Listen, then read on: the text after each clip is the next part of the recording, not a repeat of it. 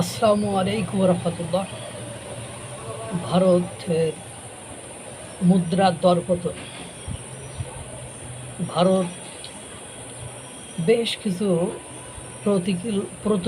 প্রতিকূল পরিবেশের সাথে অনেক দিন ধরে যুদ্ধ করছে। বিশেষ করে মার্কিন যুক্তরাষ্ট্রের ডলারের বিপরীতে ভারতের মুদ্রার দরপতন হয়েছে। সেটি $1 সমান 97 রুপি দিচ্ছে তাদের দেশের টাকায়। এটি 11% মতো প্রায় কমে গিয়েছে। দেখেন, ভারত দীর্ঘদিন ধরে ফাইট করছে। কাদের বিরুদ্ধে? মার্কিন যুক্তরাষ্ট্রের বিরুদ্ধে। অর্থাৎ ডোনাল্ড ট্রাম্প ক্ষমতায় আসার পর থেকে ভারতকে নিয়ে একটা গেম মার্কিন যুক্তরাষ্ট্র খেলতে চেয়েছিল।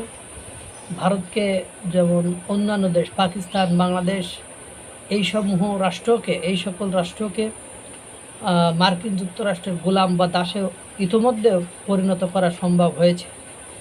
ইতোমধ্যে ভারতের প্রতিবেশী যে রাষ্ট্রগুলো রয়েছে তারা কোনো না কোনো ফরম্যাটে মার্কিন যুক্তরাষ্ট্রের গোলাম বা দাসে পরিণত হয়েছে। যখন ওই একই ফরম্যাটে ফেলে ভারতকে মার্কিন যুক্তরাষ্ট্রের গোলাম বা দাসে পরিণত করতে চেয়েছিল, ভারত সেটাকে কোনোভাবে আশ্রয় প্রশ্রয় দেয়নি। ভারত তার স্বাধীনতা, তার স্বকীয়তা, ভারত তার স্ট্যাটাস ধরে রেখেছে। ভারত বারবার বলেছে স্বাধীনতা বিকিয়ে দিয়ে আমাদের দেশের জনগণের যে রেড লাইন, ওই রেড লাইনকে ক্রস করে কখনোই আমি আপনার সাথে ব্যবসা বাণিজ্য করব না।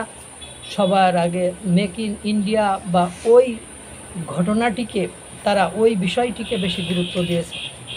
তারই ফলশ্রুতিতে ওরা যেমন ডেইরি প্রোডাক্ট সহ বিভিন্ন প্রোডাক্ট, কৃষি পণ্য ভারতে রপ্তানি করতে চেয়েছিল, কিন্তু ভারত বলছে না, রেড লাইন ক্রস করে কোনো কিছু করা যাবে না। আমার কৃষকেরা, আমার দেশে যেটা প্রচুর পরিমাণে উৎপাদন হয়, আমি যেটা অন্যত্র রপ্তানি করি, সেই রেড লাইন ক্রস করা যাবে না। তারই কারণে এর ফলশ্রুতিতে বিভিন্ন প্রোডাক্টের উপর, পণ্যের উপরে ভারতে শুল্ক আরোপ করা হয়। পোশাক শিল্প সহ বিভিন্ন ইস্যুতে শুল্ক আরোপ করে, যার ফলে বেশ অস্বস্তিতে পড়ে যায় ভারত। সেই অস্বস্তির ক্রমধারায় এর পরবর্তীতে ইরান, ইসরায়েল, আমেরিকার যে যুদ্ধ, হরমুজ প্রণালী বন্ধ, সব কিছু মেলায় হরমুজ প্রণালী বন্ধ, সব কিছু মেলায় একটু অর্থনৈতিক অস্বস্তি, তারপরে ব্যবসা বাণিজ্য একটু ঘাটতি হয়েছে। মার্কিন যুক্তরাষ্ট্রের সাথে যে ব্যবসা বাণিজ্য হতো সেখানেও একটু ভাটা পড়েছে। সব মিলায় একটু ডলারের দরপতন হয়েছে।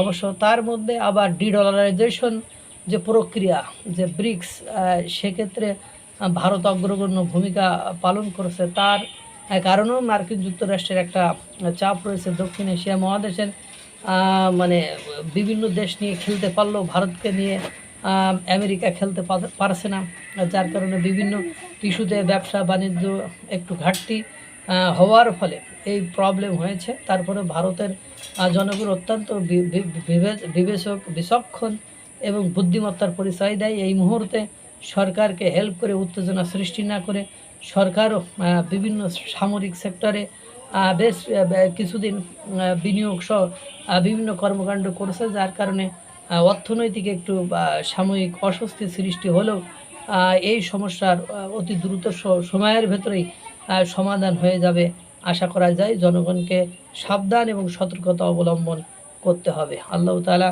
সকলকে ভালো রাখুক, সুস্থ রাখুক। আসসালামু আলাইকুম ওয়া রাহমাতুল্লাহ।